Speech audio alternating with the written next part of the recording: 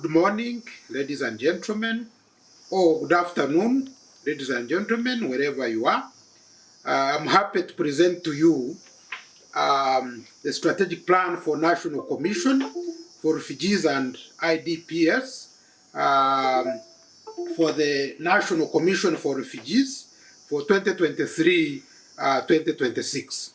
So I'm Professor Emmanuel Kasimbazi. I'm the consultant who developed this strategic plan.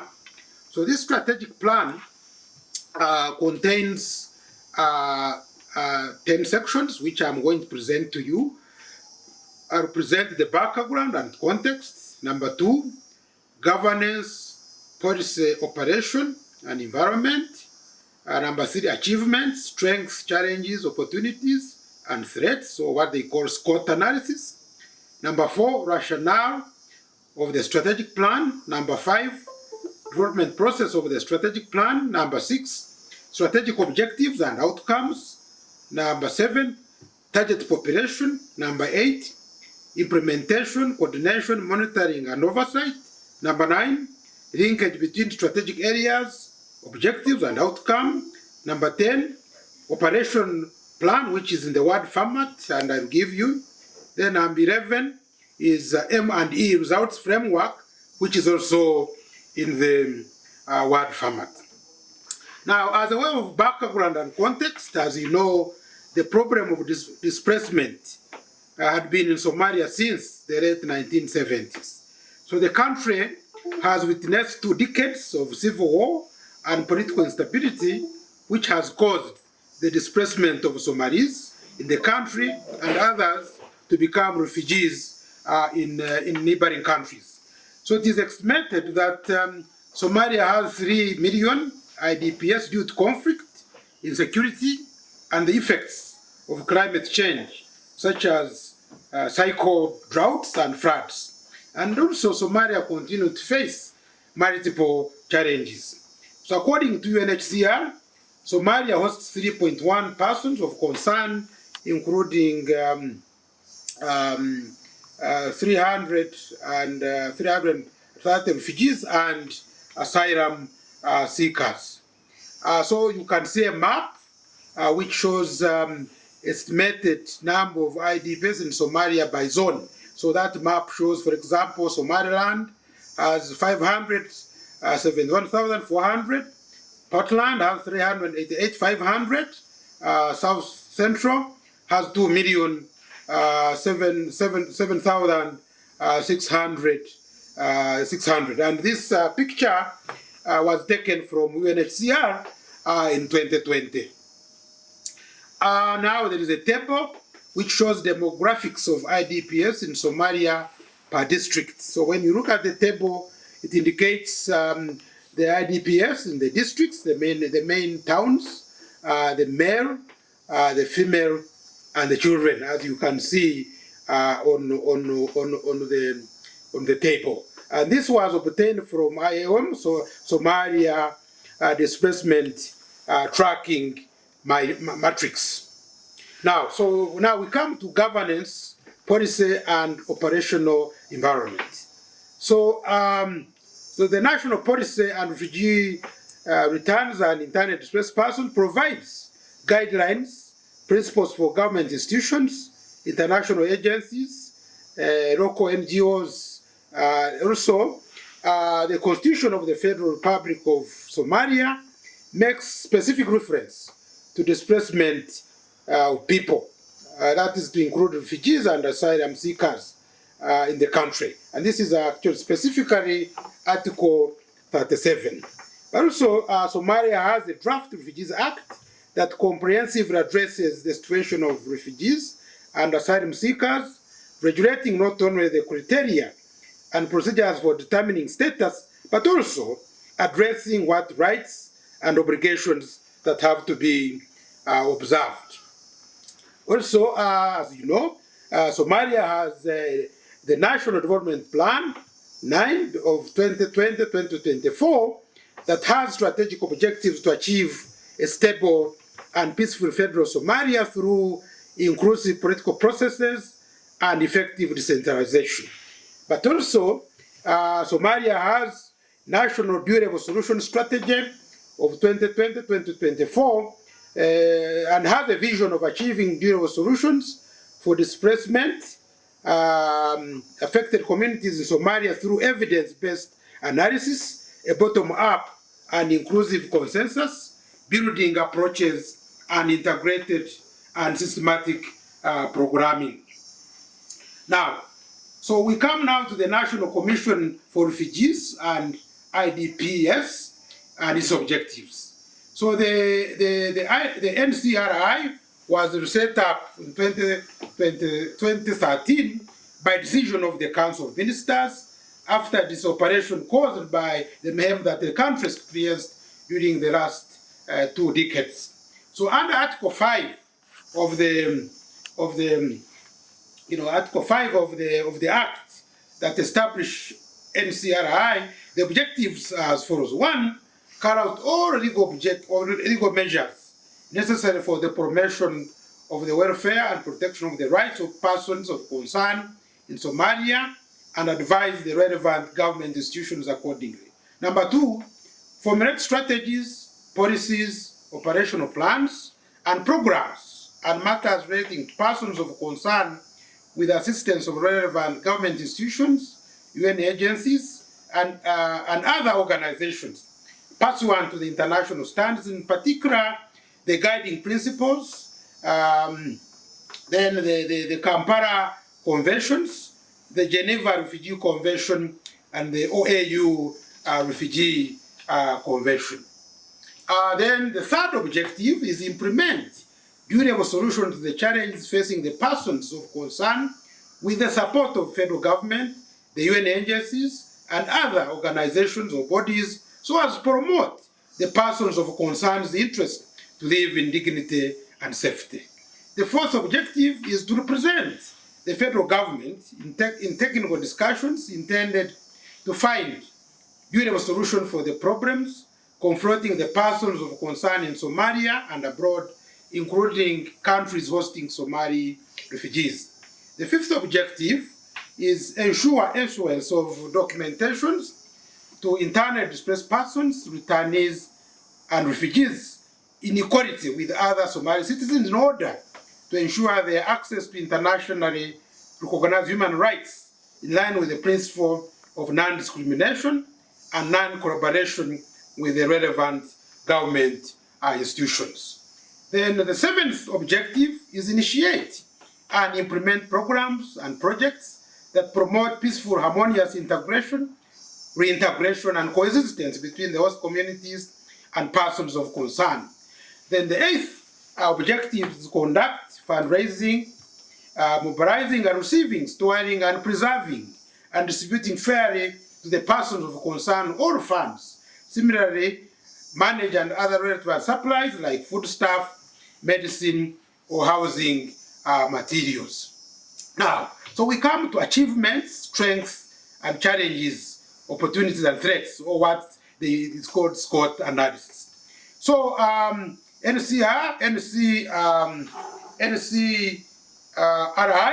has had or has achievements. 1, it has assisted some Somalis refugees from other countries to return peacefully. Number 2, it has conducted advocacy campaigns targeting civil society organizations, NGOs, the business community, government ministries and agencies, and the UN agencies and intergovernmental organizations on the support needed for returning refugees. Number 3, it has supported the process of drafting the Somalian Refugee Act 2020, whose main objectives are to provide legislative and institutional frameworks for the recognition and protection of refugees, asylum seekers, and make provisions for the regulatory framework for the recognition, protection, and management of refugees and asylum seekers. Then the other achievement is that in partnership with UNHCR, it has collaboratively been working on the voluntary repatriation of Somali refugees from Kenya to Mogadishu, Somalia. It has also been working with UNHCR and IOM to jointly agree on how to build the proposed reception center. Its staff has participated in a registration training session conducted by UNHCR in order to assist the evacuees from Yemen. Then the other achievement, it has succeeded in obtaining declaration prima facie status for refugees in line with Article 37(1) of the Provisional Constitution. Then the other achievement is that has improved database coordination at the national level through collaboration with the stakeholders. Now, so the SWOT analysis that I give, one is that the strength is that the UNCHR is an established institution under the law with legal mandate. Number two, it has the established staff with skills. Number three, it has the ability to collaborate with the key stakeholders. Number four, there is a Draft Protection and Assistance for Internally Displaced Persons Act 2020. Number five, Somalia has signed the convention raising the status of refugees and the 1967 protocol and other instruments such as the New York Declaration for Refugees, Migrants, the Nairobi Declaration and its action plan, and subsequent theme declaration, then the Kampala Declaration, the Kampala Convention, but also the Sustainable Development Goals, of 2030. So the strategic planning implications of this strength is that you have to support human resource development, more capacity building and retention. Number two, development strategies and actions can be implemented within the legal mandate of the Commission. Number three, coordinate the implementation of the strategies, actions among the stakeholders. Then the challenges. So the challenge is that one, there's a limited coordination between government institutions and international organizations. Number two, inadequate funding for refugees, returnees, and activities. Number three, there is inadequate information, data to provide basis for decision making regarding refugees and returnees services such as water, electricity. Number five, there is limited consistent documentation for refugees, returnees, and IDPs. Then number six, there is limited income and employment for refugees, returnees, and IDPs, refugees and host communities. Number seven, that there is limited transparency, accountability in the provision of assistance to refugees, returnees, IDPs, and refugees. Then the other challenge is that there are no refugee or IDPs camps. So the strategic planning implications of these challenges that number one, support coordination of activities of government institutions and international organizations, refugees and IDPs management. Number two, streamline and harmonize financial packages provided by national and international agencies, foreign governments taking into account the various existing modalities for assistance to avoid inequities in treatment. Number three, establish harmonized database. Number four, provide basic services to refugees and returnees and IDPs. Number five, design and issue identity documents that cut across categories of refugees and IDPs and returnees. Number six, mobilize resources for the implementation of strategic actions. Number seven, establish refugees and IDPs camps. Now, what are the opportunities available? There is funding from the partner governments and the presence of a fairly supportive private sector. So the strategic planning implications as far as one, strengthen collaboration of funding of all development partners and refugee and ID-based management. Number two, collaborate with private sector capable to provide social services to refugees and IDPs by offering subsidized prices through corporate social responsibility. Number three, coordinate the final drafting of the Protection and Assistance of Internally Displaced Persons Act of 2020. Number four, plan for domestication of international framework. Then the threats that are there, of course, number one, unprecedented occurrence such as COVID pandemic that affects funding.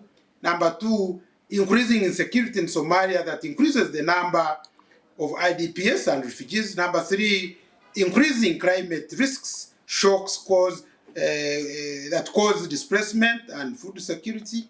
Then number 4, political instability in the region. So the strategic planning implications of these threats is that number 1, consider identifying sustainable funding mechanisms. Number 2, strengthen the frameworks governing the management of refugees and IDPs. Number 3, increase the adaptive capacity and resilience of communities to climate change. Now, so what is the rationale for the UNCHR strategic plan? So this strategic plan is in line with the Durable Solution Strategy of 2020-2024, whose aim is to achieve durable solutions for displacement affected communities in Somalia. So the strategic plan will address the situation of vulnerable population, especially refugees, IDPs, and returnees in Somalia. The strategy will also concentrate on the intersection between what the refugees, the returnees, and IDPs require and what UNCHR is best positioned to deliver in line with national priorities, drawing from institutional expertise. It also presents strategic areas and actions that will be implemented in the next 4 years, 2023 up to 2026. So the strategic plan will enable the Commission to do the following. Number 1, leverage its strengths towards promoting the welfare and protection of persons of concern in Somalia, enhancing its operation and decision making. Number 2, enhance the provision of protection, assistance, and solution to refugees, returnees, and IDPs. Number 3, coordinate with the Ministry of Interior, Federal Affairs and Reconciliation and influence and develop policies on refugees, returnees, and IDPs. Number 4, strengthen partnership with international organizations, regional institutions such as the World Bank, UNHCR, IOM, IGAD, international governmental organizations, and the national government organizations. Now, so the development process of the strategic plan. So the preparation of this strategic plan followed a participatory process, as it is an important foundation for mobilizing stakeholders, building synergies for successful implementation. So the planning process started with consultation at the UNCHR level, the senior staff, followed by important internal meetings, key informant interviews with government, stakeholders, and other representatives of the development partners, such as the World Bank and IGAD. Now, so what are the strategic objectives and outcome? So the overall objective of this strategic plan is to provide effective management of displacement-related issues, as well as to enhance the quality of life for those who are displaced by ensuring durable solution. So the specific strategic objectives are as follows. Number 1, to promote full enjoyment of rights and international protection standards throughout the displacement cycle. Number 2, to promote sustainable approaches for reintegration, livelihood opportunities for the refugees and returnees and IDPs. Number 3, to establish durable solutions for refugees, returnees, and internally displaced persons. Number 4, promote collaboration and partnership between government, international partners, donors, civil society organizations, the private sector for resource mobilization. Then the other specific objective, is to coordinate mainstream refugee, returnees, and internally displaced persons issues into development planning. Now, the strategic outcomes as follows. Outcome 1, refugee and returnees and IDPs fully enjoy their rights and receive protection. Outcome 2 is that increased provision of care, basic social services, livelihoods for refugees and returnees and IDPs by 70%. Outcome 3 is that 90% of refugees and returnees and IDPs have access to durable solution. Outcome number 4 is increased collaboration between government, international partners, civil society organizations, private sector for resource mobilization. Outcome number 5, issues of refugees and returnees and IDPs are well mainstreamed in the development planning processes. Then the target population for this strategic plan is that the strategy is designed to meet the following needs, to meet the needs of the following target populations. Number 1, internally displaced persons within Somalia. Number 2, returning refugees outside the country. Number 3, refugees hosted in Somalia. And number 4, Somalian refugees in the neighboring countries. Implementation and coordination and monitoring and oversight. So the UNCHR will coordinate with the members of Dual-Level Solution Secretariat in the implementation of this strategy. So this will include the Office of the Prime Minister, Minister of Interior, Federal Affairs, Reconciliation, the National Commission for Refugees, IDPs, the Minister of Humanitarian Affairs and Disaster Management, Minister of Planning, Investment and Economic Development, Minister of Labor and Social Affairs, Minister of Public Works, Reconstruction, Housing, Minister of Women and Human Rights, Minister of Agriculture and Irrigation, Minister of Energy and Water Resources, Minister of Fisheries and Marine Resources, Ministry of Foreign Affairs, Directorate of Environment and Climate Change, Directorate of Immigration and Naturalization. So the federal member states also have their dual-level solution units operating within their respective jurisdiction. So the structures go as far as local authorities and municipal authorities. Further, humanitarian actors involved include the UN Habitat, UNHCR, IOM, NGOs such as the World Vision. So the implementation, coordination, monitoring plan will involve, as I've already said, the line ministries, government and administration, NCR, which of course are coordinated implementation and coordination. But also they work with development partners, NGOs, refugees, IDPs, and communities. So the figure 3 shows coordination structure in the implementation of the strategy. Then, now we look at the linkages between strategic areas, objectives, and outcomes. So the strategic objective 1 is to promote full enjoyment of rights and international standards, international protection standards throughout the displacement cycle. So the outcome 1 is that refugee returns and IDPs fully enjoy their rights and receive protection. So the priorities for action and objective 1 to achieve the outcome, and we will include the following actions that will be prioritized. Number 1, creation of refugees and IDPs in gazetted areas, establish biometric information, registration and identification system, conduct routine data documentation on refugee and returnees and IDPs, conduct routine refugees, returnees, and the IDPs vulnerability assessment, fast track the process of completing the Protection and Assistance of the Internally Displaced Persons Act 2020, develop regulations and guidelines to implement the protection and assistance of internally displaced persons, domesticate international instruments on refugees and IDPs.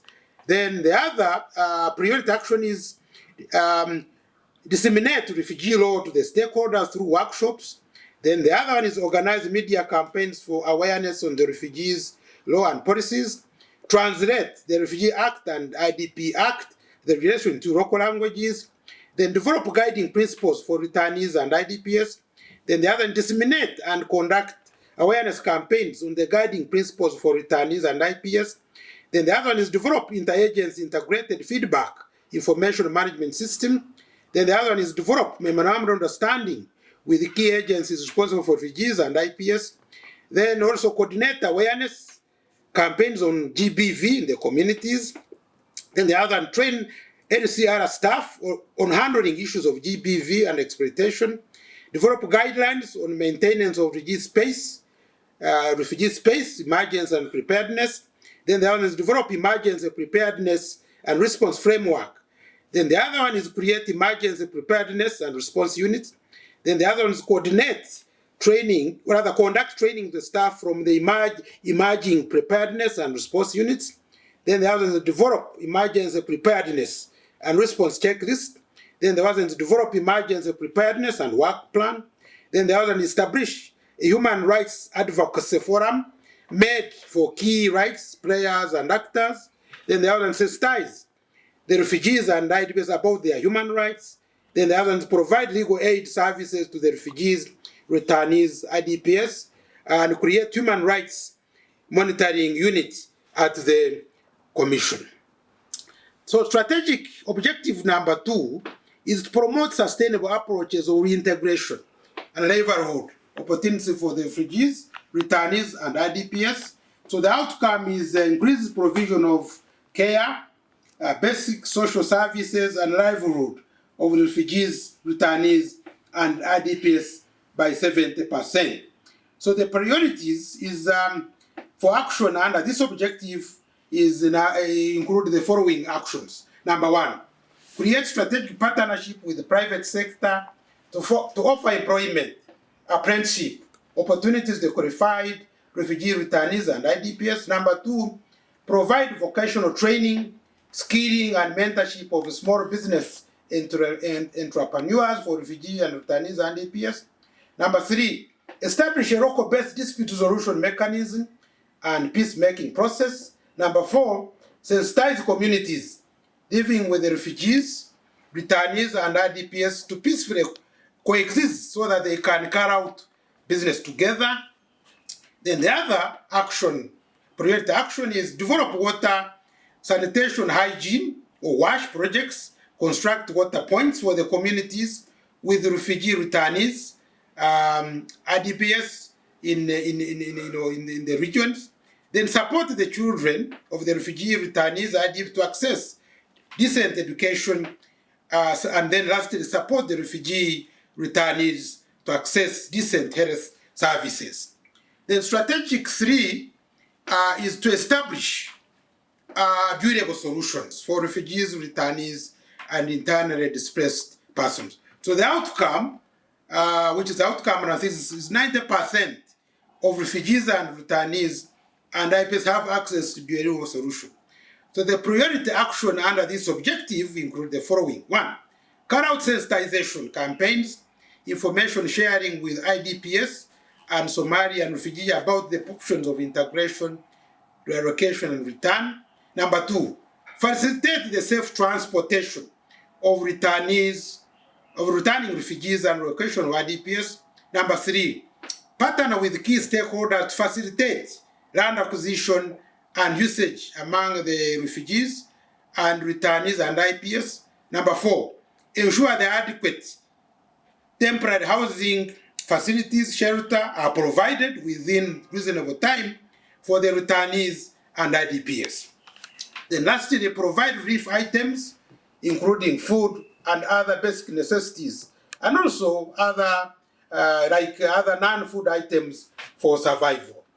Then objective number 4 is to promote collaboration and partnership between government, international partners, donors, CSO, and the private sector for resource mobilization. So the outcome is increased collaboration between government, international partners, CSOs, private sector for resource mobilization.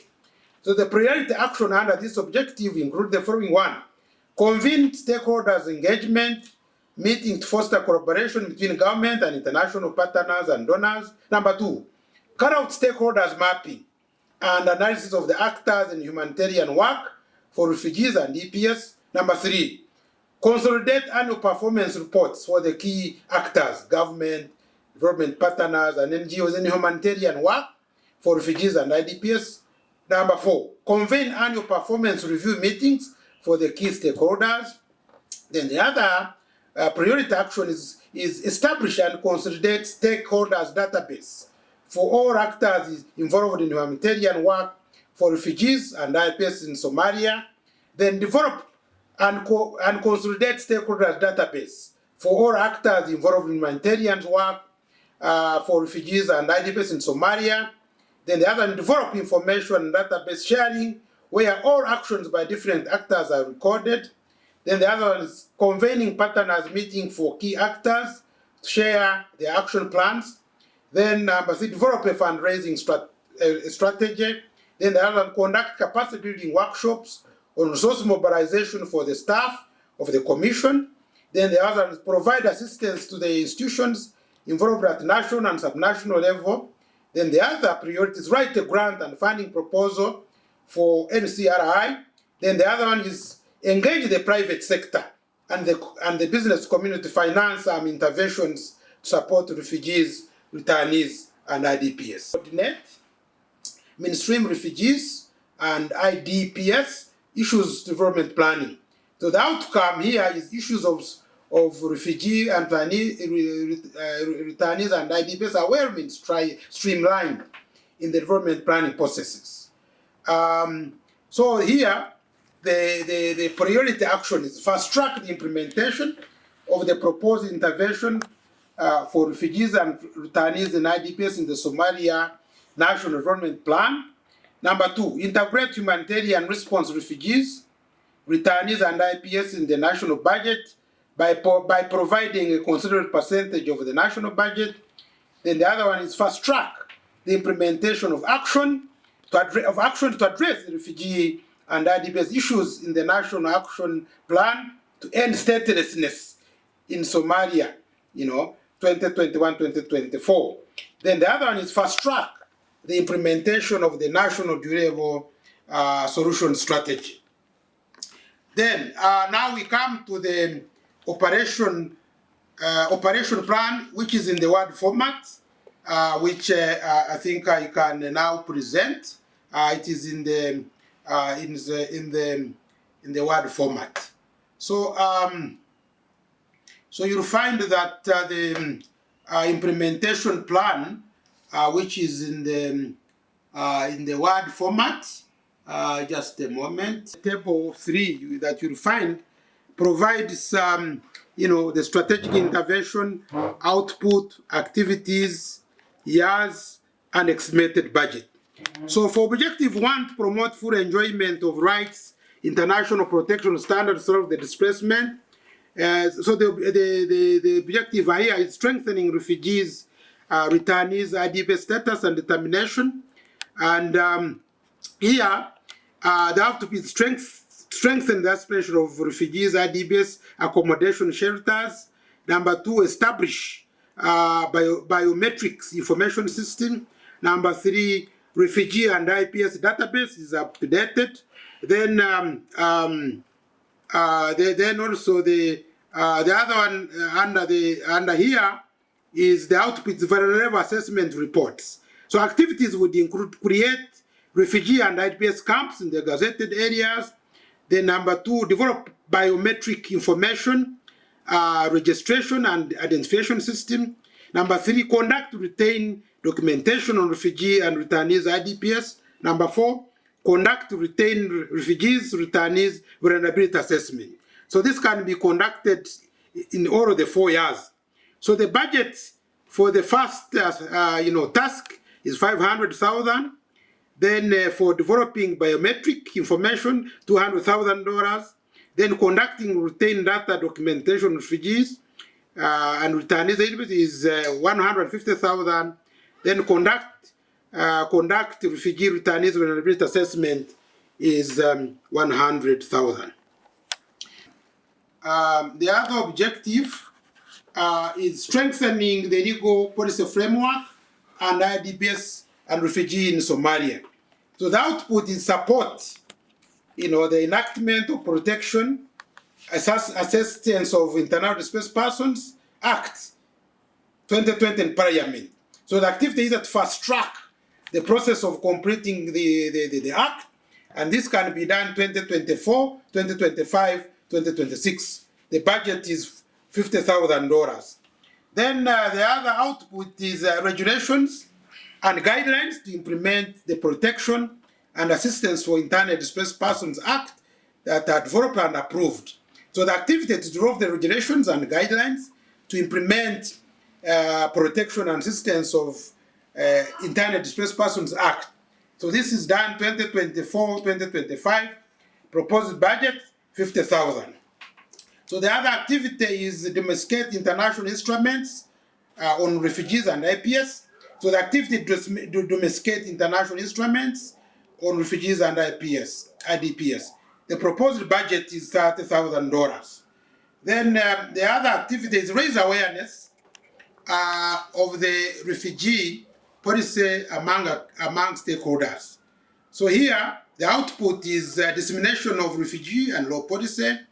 Then the other, here, the activity is disseminate refugee law to the stakeholders and through workshops. And this can be done in 2025. The budget is $150,000. Then the other activity is campaign materials, which include audio, visual, hard copy. And the activities include organized media campaigns for awareness, the refugee law and policies. And this can be done 2023-2024, the budget is $100,000.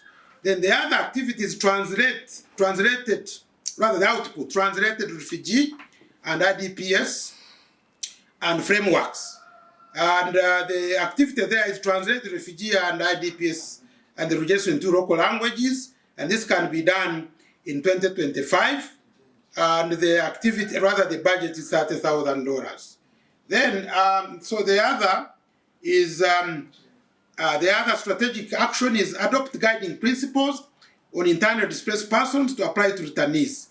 The output is guiding principles document. And here, the activities develop the guiding principles for returnees and IDPs, and this can be done in 2024, and the budget is $50,000. Then the other strategic action is strengthen interagency feedback system. The output is a robust interagency information system.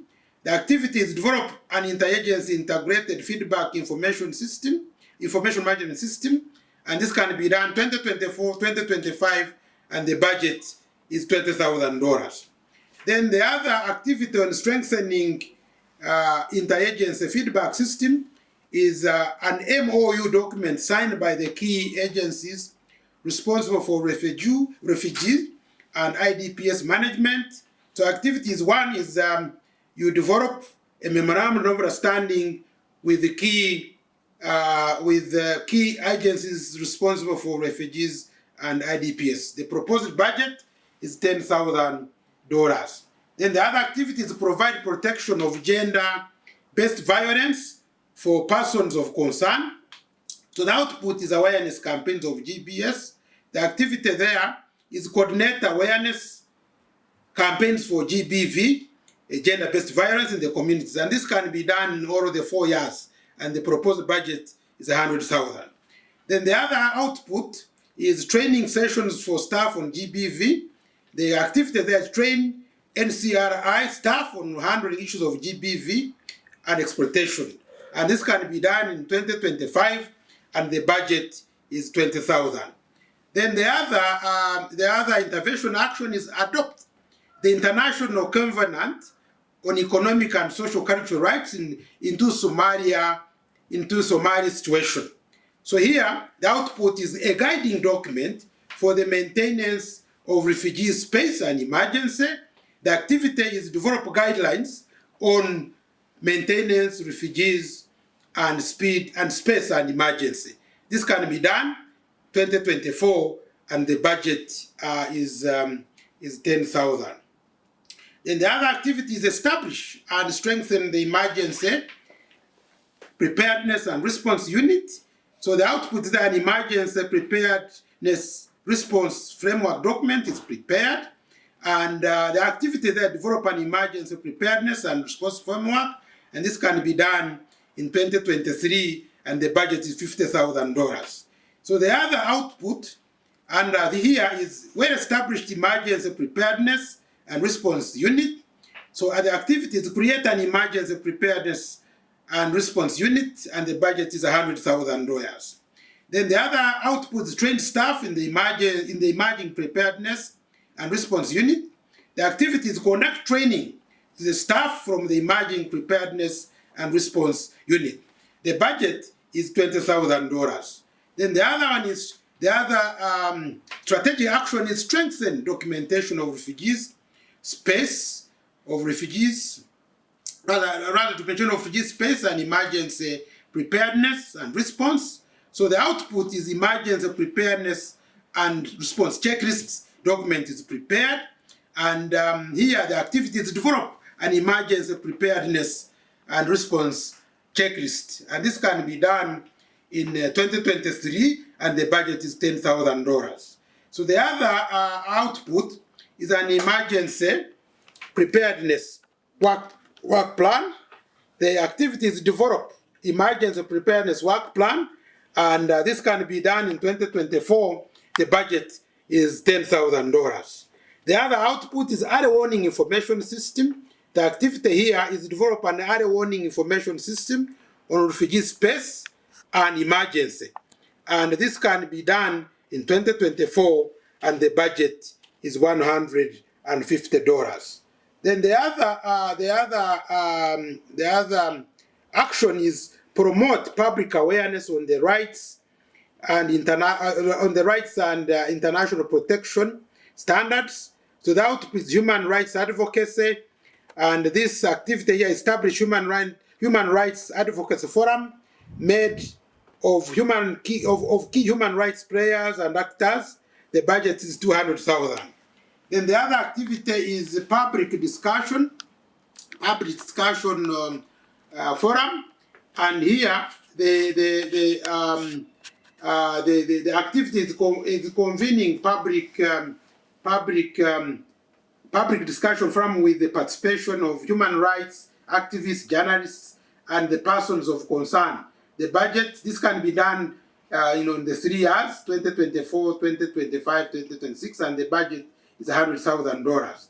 So the other activity output is integration of human rights module in upper level of education, and this involves engaging the education department to integrate human rights module in upper levels of education, and this can be done in 2024, and the budget is $50,000. So the other activity is key stakeholders trained, and this can involve conduct comprehensive training for key stakeholders. Yeah. So that was so also there's also for training, adapting international standards into local rights framework, and here the activities mentioned. The budget is $20,000, and also well-established human rights monitoring unit. The activities create human rights monitoring unit at the commission, and the budget is $140. So the other strategic objective is promote sustainable approaches for integration level opportunities for the refugees. So there are activities that are mentioned in the interest of time. I think I'm going to be reading the strategic objectives and the budget. So that is $30,000. Then the one for refugees, IDPs to receive vocational training and skilling, the budget is $100,000. Then provision of basic social services to refugees and returnees and IDPs. Of course, here the output is to make sure the AWASH projects are established, and you have to develop, of course, water, sanitation, hygiene projects, and the budget is $2 million.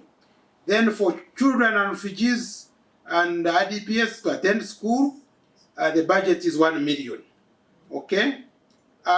Then number 3, provide durable solution for refugees and returnees. Here really the idea is action is provide durable solution for refugees and IPS. The activities mentioned there, the budget is $100,000. Then for returnees and relocating IDPs safely, transported $300,000. For returnees and IDPs to acquire temporary housing facilities, the budget is $300 million, and that has to be covered in all of the 4 years, of the strategy. Then for relief items, including food, other basic necessities given to refugees and returnees and IPS, That has to be done in all of the 4 years, and the budget is $5 million. Then the strategic objective number 4, promote collaboration between partnership between government, international partners, civil society organizations, and private sector. Here, really, the action is to foster collaboration with the key stakeholders, and this has to be done in the first 2 years of the strategy, and the budget is $300,000. For updating stakeholder list of actors in humanitarian work, this has to be done in the first 3 years, and the budget is $50,000. Then for consolidated annual reports for the key actors, the budget is $50,000. For fostering partnership, networks, and cooperation with national and international actors, so as to have really a stakeholder matrix base, the budget is $50,000. Then for information data sharing, the budget is $120,000. Then for partnership meetings, share action plan, the budget is $150,000. So strengthen resource mobilization initiatives, transition stages, the budget is $300,000. Then for objective 5, coordinate mainstreaming refugee returning international present person. Here, you have to make sure that the national budgets are developed. So the budget is $30,000. Then for implementation of actions to address the refugees issues in the national action plan to end stateless, the budget is $20,000. Then for coordinated implementation of actions in the national dual strategy solutions, the budget is $100,000. Then now the other one is monitoring and evaluation framework. So here, the NRC, in collaboration with the Ministry of Interior Affairs, federal government, and consultation, will establish an interinstitutional monitoring committee whose purpose will be to coordinate activities and information on refugees and returnees. So the responsibility of the strategic plan is primarily for the management of the National Commission, that is the UNCHR, and its staff. So during the implementation plan, attention should be paid to track the implementation of scheduled activities, assessing whether planned activities are being achieved, whether the institutional capacity in terms of human and financial resources is preparing the Commission towards achieving the strategic objectives. So the monitoring and evaluation process will include the following: weekly management meetings, monthly department meetings, regular board meetings, and annual performance. Then evaluation is to be conducted in 3 phases. 1, ex-ante evaluation, mid-term evaluation, and end or plan evaluation. Then we have a table which shows the monitoring and evaluation results framework for the strategic plan for each of the objectives that I have already mentioned. So, for example, the first objective, which includes strengthening the refugee returnees and IDP status determination, the main activities, for example, to create refugees IDP camps in the Gazette areas. So the output indicators of the number of refugees camps established, and means of verification would include reports for commission. Then for biometric information system, we'll have functioning biometric information system developed. Then the means of verification, is system use manuals. Then for the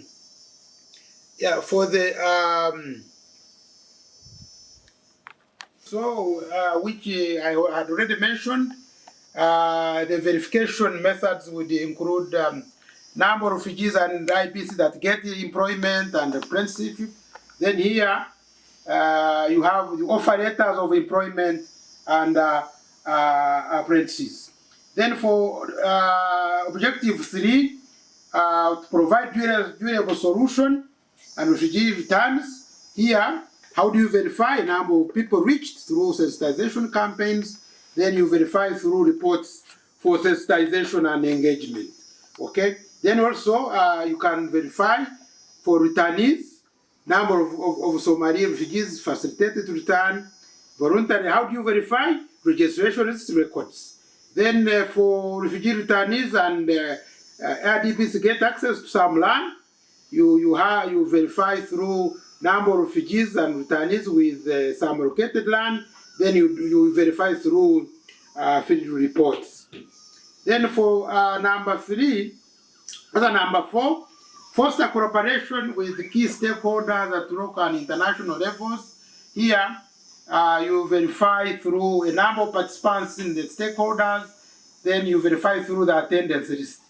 Then also, for carrying out stakeholders mapping and analysis, for the actors in humanitarian work for refugees and IPS, you verify through stakeholders mapping, analysis, and conducted. So how do you do it? You verify through a comprehensive report or document. Then for number 4, issues for refugees, returnees, and IDPs are well mainstreamed in the development. How you verify proposed intervention for refugees, returnees, and IDPs in the Somali under National Development Plan. So you verify through progress reports, but also for national budget, you verify through national budgets, through implementation status reports that can verify, So there are, then in the strategy you find glossary of terms which are supposed to guide, a reader in case he wants to, to know the use of the terms that are provided in the strategic plan. So I think this is what I wanted to present to you.